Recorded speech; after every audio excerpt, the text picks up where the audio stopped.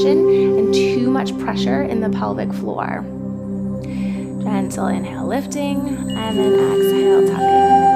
Now, see if your mid-back wants to move more. See if you can just get that low back part moving up and down. Maybe pressing into the tops of the feet can help. Pressing into those arms a little more, using your breath. Gentle inhale, it spreads.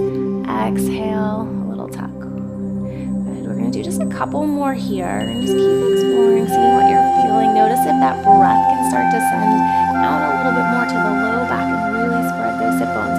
This lengthening of the pelvic floor is key. Too often I see with my clients that they have a really hard time feeling that lengthening piece because everything is too tight. Good. One more time. Exhale, tuck. Awesome. And we're going to take our left leg, send your left leg straight back